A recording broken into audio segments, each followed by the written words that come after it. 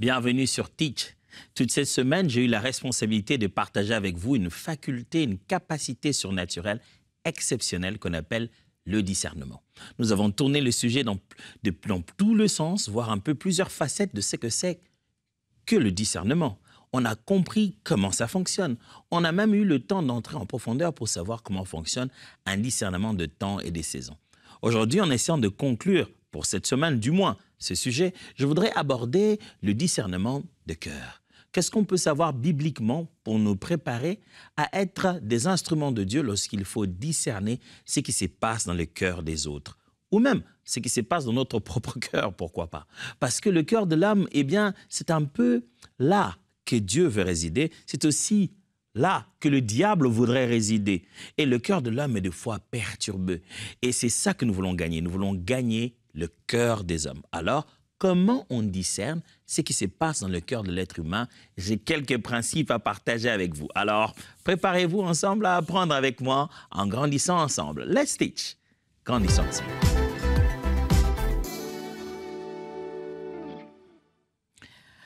Reconnaître que Dieu seul connaît les intentions profondes du cœur.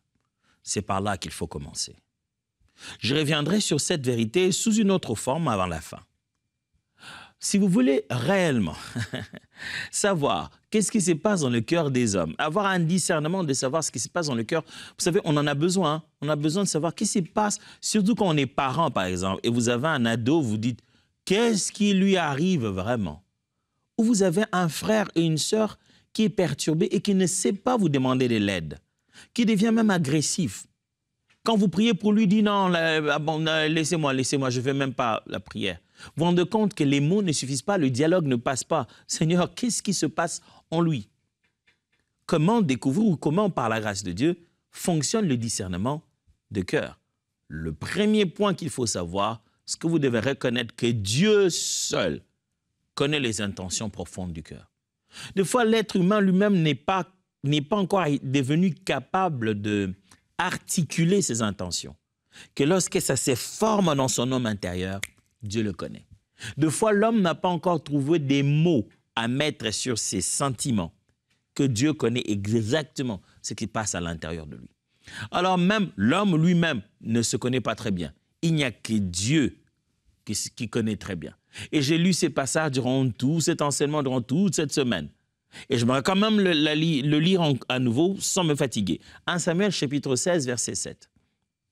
Et l'Éternel dit à Samuel, « Ne prends point garde à son apparence et à la hauteur de sa taille, car je l'ai rejeté. L'Éternel ne considère pas ce que l'homme considère. L'homme regarde à ce qui frappe les yeux, mais l'Éternel regarde au cœur. » Cette belle leçon, je voulais la reprendre plusieurs fois parce que c'est Dieu qui donne cette leçon, pas n'importe qui, à un prophète.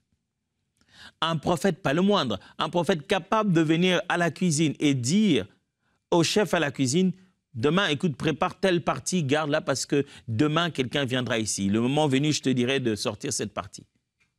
Et le lendemain, il attendait qui? Il attendait Saül. Et quand il arrive, il dit, va prendre la partie que je t'avais dit, chef, il faut servir. La personne qui devait manger ça est arrivée. Waouh, quel degré de prophétique. Mais cet homme est devant un autre être humain, il regarde son apparence et dit, c'est peut-être lui le roi, hein? C'est peut-être lui que l'homme que Dieu cherche. Il est beau, il est grand, et Dieu dit, non, ne regarde pas les biceps, ne regarde pas la taille, ne regarde pas la beauté de visage, je connais le cœur. Dieu seul connaît les intentions profondes du cœur. Mon frère, ma sœur, ça devait être un sujet d'encouragement en fait. Parce que les hommes ne jugeront jamais à 100% ce que tu as dans ton cœur. Chacun se fera des idées. Il y en a même qui en auront des diplômes d'être psychologue ou interprète des émotions, ou ils auront eu des diplômes dans les sciences du comportement. Mais tout ça, ça sera subjectif. Ça sera que ce que nous, on pense, que les autres pensent. Il y a des gens qui, même quand on leur laisse l'occasion de se justifier, ils s'enfoncent davantage parce qu'ils n'ont justement pas l'habilité du langage. Mais ça ne rend pas son intention moins authentique. S'il y a quelqu'un qui sait vraiment ce qui se passe à l'intérieur, dans le cœur humain, c'est notre Dieu. Ça m'appelle une belle parole de fait papa Alain Molotte avec qui j'ai travaillé. Il disait ceci, dans une des belles paroles devenues célèbres dans le cantique sans pareil. Il disait, il est sans pareil. Il nous comprend mieux que ceux qui sont autour de nous. Et il parlait directement à Dieu. Il dit, tu nous comprends mieux que ceux qui sont autour de nous, car toi, Seigneur, tu vis au-dedans de nous. Quand l'homme qui ne peut voir les cœurs condamne, toi qui vis dans nos cœurs, tu compatis. Quand l'homme qui ne peut voir le cœur de l'extérieur condamne, toi qui vis à l'intérieur, tu compatis. Tu sais ce qui s'est passé de l'intérieur. Frère, s'il y a quelqu'un qui maîtrise bien le cœur, c'est Dieu. Et les hommes, ils n'auront jamais des meilleurs diagnostics. Ce qui signifie que si tu veux comprendre le cœur, il faut que tu le comprennes comme Dieu le comprenne. Comme Dieu le comprend. Parce que la personne même dont tu veux comprendre le cœur n'est pas aussi bonne elle-même à comprendre son propre cœur. Il n'y a que le Créateur qui sait ce qui se passe à l'intérieur de l'être humain. Deuxièmement, demande à Dieu les discernements pour comprendre les motivations. Quelqu'un a fait une chose, pourquoi il l'a fait? Si tu veux savoir le pourquoi derrière les actions des gens, franchement, il faut demander à Dieu. Quand je viens de le dire tout à l'heure, tu peux demander à la personne et il te donne une réponse genre « Mais moi-même, je ne sais même pas pourquoi j'ai fait ça. Moi-même, je ne sais même pas pourquoi. » Mais il doit avoir un pourquoi quelque part. Dieu. Si tu veux connaître ce qui se passe dans les cœurs des autres, ça ne doit jamais être avec le but de les manipuler ou de donner l'impression d'être ce grand policier spécial en matière de découverte de choses cachées. Non, ça doit être avec un souci de compassion. C'est pourquoi tu dois aller vers Dieu. C'est avec un cœur compatissant que tu dois vouloir discerner ce qui se passe dans le cœur des autres. Alors, demande à Dieu les discernements pour comprendre les motivations qu'il y a dans les cœurs de gens. 1 Corinthiens 2, versets 11 à 12. Qui peut savoir ce qui se passe dans un homme? Ce qu'il pense en son fort intérieur? Personne, si ce n'est l'esprit de cet homme. De même, nul ne peut connaître ce qui est en Dieu, ses pensées, ses desseins, si ce n'est l'esprit de Dieu.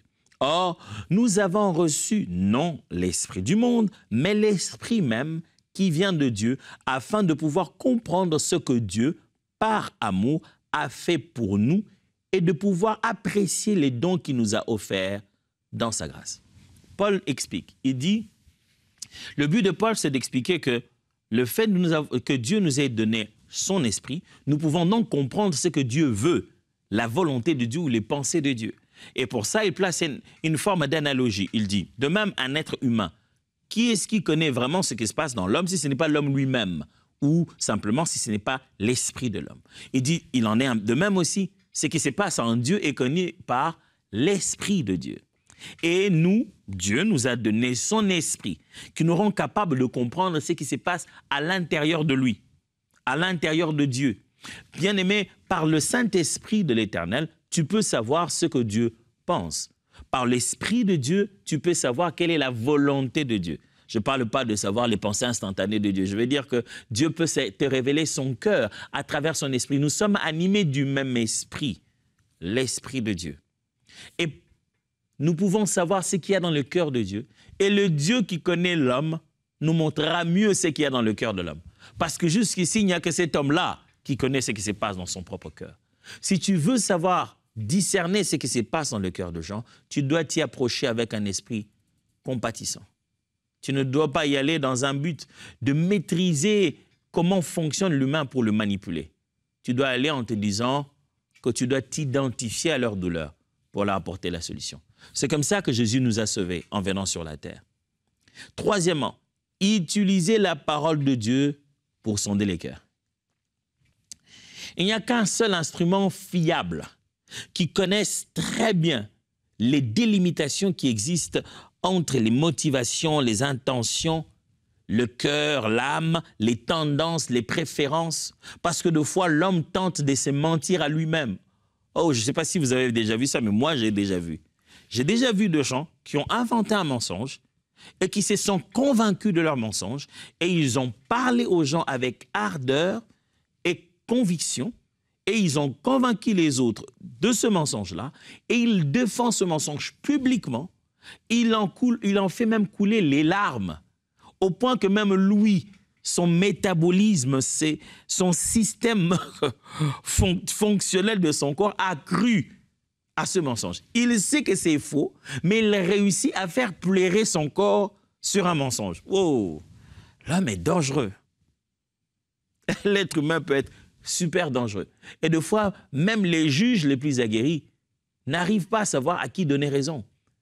Les deux sont en train de pleurer. Celui-ci dit non, c'est vrai, l'autre dit c'est faux. Pour la même chose, chacun mène des arguments, des preuves, des vidéos.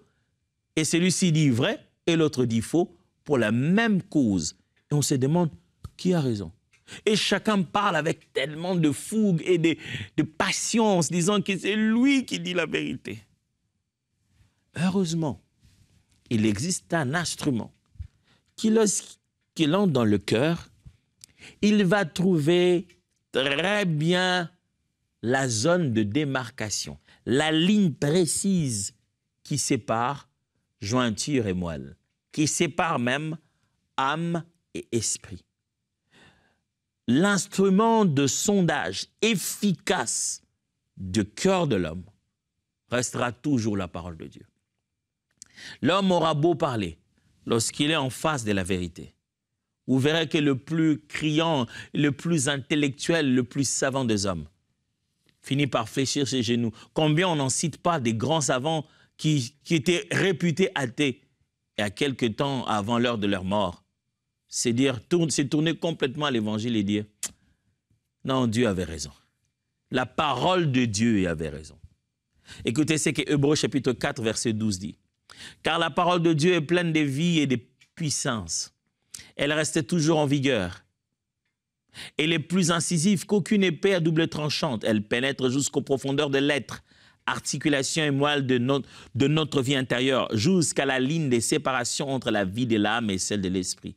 Elle discerne et révèle les sentiments et les penchants du cœur. Elle juge les pensées et les intentions les plus secrètes. » Frères, c'est avec la parole de Dieu que vous pouvez sonder les cœurs.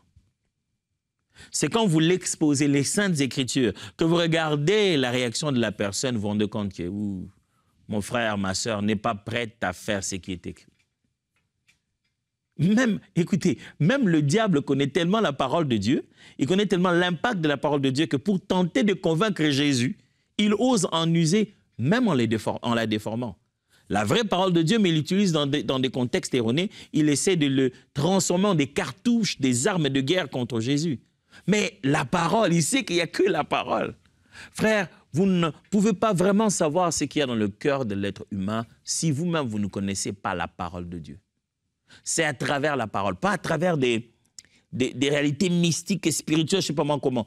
Plus vous lisez ce qui est écrit, plus vous découvrez très bien comment Dieu a révélé son cœur et comment Dieu a révélé le cœur de l'homme. N'oubliez pas, l'homme est créé à l'image de Dieu. Plus vous connaissez Dieu, plus vous connaissez très bien comment fonctionne l'homme. La parole vous donnera je vais appeler ça quoi? La parole vous donnera, le mot m'échappe. Vous savez, quand on arrive quelque part, quand on achète un instrument, une télé, ça vient toujours avec un morceau de papier. Vous trouverez le mot mieux que moi. Il y a comme un petit livret qui explique comment ça fonctionne. Et bien, la parole de Dieu a sa table, une sorte de notice, voilà, qui vous montre comment ça fonctionne. Et c'est la parole de Dieu qui te montre comment fonctionne l'homme. Dieu te donnerait l'être humain et il te donnerait comme notice la Bible. En disant, lis très bien, tu comprendras comment fonctionne l'homme. Mais est-ce que je trouverai le nom de mon grand frère dedans? Non. Tu trouverais quelque chose que Daniel a fait, quelque chose que Moïse a fait, quelque chose qui est arrivé dans la vie de David, et tu verras que ça ressemble exactement à la vie de ton frère. Si tu veux connaître un cœur aujourd'hui, lis déjà tous les cœurs qui sont exposés ici. Et tu verras que tu deviendras très bon en matière de juger les cœurs. Puis, quatrièmement, évaluer les fruits de chaque motivation. Deux fois, c'est à travers les actions, les résultats que vous saurez qu'est-ce qu'a été l'intention à la base. C'est deux fois à travers les résultats, les fruits que les gens portent dans leur comportement, dans leur relation avec les êtres humains, que vous vous rendez compte de qu'est-ce qu'il y avait dans son cœur avant. Ça, c'est une belle méthode que Jésus nous a donnée. Matthieu chapitre 7, versets 15 à 16. Matthieu chapitre 7, versets 15 à 16. Attention, méfiez-vous de ceux qui prétendent faussement parler au nom de Dieu. Lorsqu'ils vous abordent, ils se font doux comme des agneaux. Mais en réalité, ce sont des loups féroces en quête de proie. Comment les reconnaître? Au résultat de leurs actes. Est-ce que vous allez cueillir un raisin au buisson d'épines ou récolter des figues sur des ronces? Au résultat de leurs actes. Jésus prévient et dit, écoutez, on est comme dans une bergerie ici. Il y a au milieu du troupeau des loups féroces qui sont venus bouffer les troupeaux. Des gens qui mentent vis-à-vis de leurs intentions. Leurs intentions, au fond, ce n'est pas vous aider à évoluer, mais c'est de vous utiliser. Ils sont là pour utiliser la parole de Dieu, les choses de la Bible, mais pour prendre de l'argent dans vos poches, pour vous faire souffrir, vous exploiter. Comment le reconnaître? Il dit, les résultats de leurs actes, leurs fruits. Ils ont conçu quelque chose. Voyez à la fin, le fruit a été quoi? Le résultat était quoi? Frères et sœurs, ne nous voilons pas la face de foi. Allons jusqu'au résultat. Les résultats étaient quoi? On parlait tout ça, on disait tout ça pour quoi? On en est arrivé où? Le résultat. Si vous ne regardez pas le résultat, vous vous laissez être distrait par toute la poudre qu'on met au visage comme un magicien d'Oz, qui essaie de vous distraire sur des détails inutiles, et vous ne vous posez pas la question fondamentale. C'est quoi? Ça servit à quoi? En fin de compte, qui a été glorifié? Vers qui tout ceci rentre? Qu'est-ce qu'on essaie de bâtir ici? Quels sont les résultats? Quelle est la qualité de la vie de l'individu? Quels sont les résultats? Vers où la flèche ramène à qui? C'est quand vous voyez les résultats de la vie des personnes que vous commencez à comprendre très bien les intentions. C'est vrai qu'on aimerait de comprendre les intentions avant d'arriver au résultat parce que ça sera déjà trop tard. Les choses auront déjà été consommées. Cinquièmement, observez la persévérance dans les épreuves. Une chose est importante lorsqu'on veut comprendre le cœur de l'homme et discerner ce qui s'y passe. Mettez l'accent sur la persévérance dans l'épreuve. Lisons Luc chapitre 6, versets 31 à 33. Faites pour les autres ce qui vous seriez heureux qu'ils fassent pour vous. Si vous aimez seulement vos amis qui vous aiment en retour, pensez-vous avoir droit à une reconnaissance particulière? Le non-chrétien aussi aime leurs amis. Et si vous faites seulement du bien à ceux qui vous en font, pourquoi vous attendriez-vous à être félicités? Ceux qui ne sont pas chrétiens agissent suivant les mêmes principes. Jésus-Christ leur explique ceci. Il dit, faites du bien aux gens qui, ne vous aiment pas. Même les gens qui vous haïssent, soyez heureux de leur faire du bien en retour. Parce que si vous ne faites du bien qu'à ceux qui vous aiment, il n'y a rien de différent. Même les non-chrétiens, même les païens, même ceux qui n'ont pas la foi font comme ça. Allez, on juste retourne l'ascenseur, on renvoie l'ascenseur. Toi, tu m'as donné, je te donne. Toi, tu m'aimes, je t'aime. Tu m'aimes pas, je t'aime pas. Des fois, j'entends comme ça même les chrétiens les dire. Hein? Tout hautement comme ça, là, sur Internet, l'écrire. Tu m'aimes, je t'aime. Tu m'aimes pas, je t'aime pas. Ça, c'est pas biblique. La Bible dit, tu m'aimes, je t'aime. Tu m'aimes pas, je t'aime. Dans les deux cas, je dois continuer à te faire du bien. Je dois continuer à donner même à la personne qui ne manifeste pas vers moi l'amour. Regardez ce qui se passe dans cette épreuve-là. Cette épreuve de cœur qui consiste à aller à l'encontre, contre-courant, à l'encontre de ce que la nature normale de l'être humain allait faire. Je serais plus enclin d'aller vers mes amis que vers les gens qui m'ont fait mal. Observez un cœur pendant qu'il passe par un moment fort d'épreuve. C'est là que vous découvrez à quel cœur vous avez affaire. Vous voulez discerner les cœurs de quelqu'un? Observez-le pendant l'épreuve. Observez sa persévérance. Observez son comportement pendant le moment où le cœur est mis sous épreuve. Là, vous comprenez à qui vous avez affaire. Parce que c'est des fois très facile de se dire, ils ne m'ont pas aimé, je ne les aime pas, je les bloque. Je ne vous demande pas de vous promener derrière toutes les relations toxiques. Mais je vous demande d'appliquer la parole de Dieu. D'être toujours prêt à faire du bien. Même aux gens qui ne sont pas vos amis. Même aux gens qui ont déclaré qu'ils ne vous aiment pas. Ce n'est pas une raison pour vous de développer la haine dans votre cœur. Regardez comment un cœur souffre pendant sa souffrance, se transforme-t-il de plus en plus en quelqu'un qui ressemble à Jésus ou non. C'est comme ça que vous discernez le cœur. Et en fin de compte, l'avant-dernier, gardez un cœur pur pour discerner avec objectivité. Vous voulez bien connaître et discerner le cœur des autres, le cœur des frères et sœurs, qu'est-ce qui se passe dans leur vie? Je ne suis pas en train de vous enseigner les discernements de cœur pour manipuler les gens, non. Je suis en train de vous discerner. Quand vous posez la question, vous dites, qu'est-ce qu'il fasse avec lui? Comment il va? J'aimerais l'aider. Vous voulez comprendre ce qui se passe chez lui à l'intérieur dans son cœur? Je suis en train de vous donner des astuces et des vérités bibliques que vous devez tenir, qui sont utiles pour vous que pour les personnes que vous voulez aider. Certaines de ces vérités sont appliquées sur vous pour que vous deveniez bon à aider les autres. Entre autres, ce point 6. Gardez un cœur pur pour discerner avec objectivité. Vous voulez bien discerner ce qui se passe chez les autres, vous-même, vous devez être en bon état. Quand vous-même, vous êtes déjà mal intentionné, votre motivation est de vous donner à vous-même raison, l'analyse que vous faites du cœur de l'autre est déjà biaisée. Ouais, qu'est-ce qu'il pense lui? Moi, je pense qu'il croit qu'à ça. Oh, c'est toi qui a tellement de préjugés que tu es déjà perdu. C'est toi qui souffres. C'est pourquoi tu crois que lui, il est comme ça. C'est toi qui as déjà des choses dans ton cœur. Ton propre cœur n'est pas pur.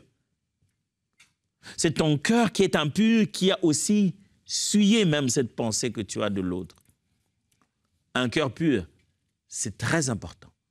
Matthieu chapitre 5, verset 8 le dit bien. « Heureux ceux qui ont le cœur pur, car ils verront Dieu. » Le 7e et le dernier point. Se rappeler que Dieu est le juste juge de cœur. Je vous avais prévenu dès le premier point que je vais revenir sous une certaine manière au fait que Dieu soit à la base, au point de départ de la manière de comprendre le cœur de l'homme. Je vous avais dit que je vais y revenir. Voilà, j'y reviens.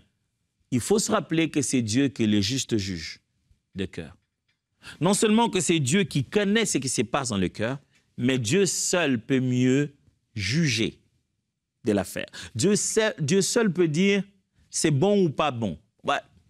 Dans ce qui se passe à l'intérieur, mes amis, à la partie invisible des faits. Sa parole nous permet de savoir, oui, certes, mais Dieu seul est le véritable juge, parce que c'est lui qui voit réellement mieux que les êtres humains.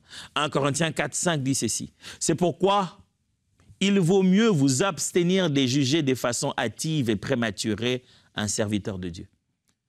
Attendez que le Seigneur revienne. Il mettra en lumière tout ce qui s'est caché dans les ténèbres. Il dévoilera les mobiles véritables de nos actions et les desseins secrets des cœurs. Alors chacun recevra du Seigneur l'approbation qui lui revient. Paul leur dit, ça ne sert à rien de tenter de juger des serviteurs de Dieu, des hommes de Dieu.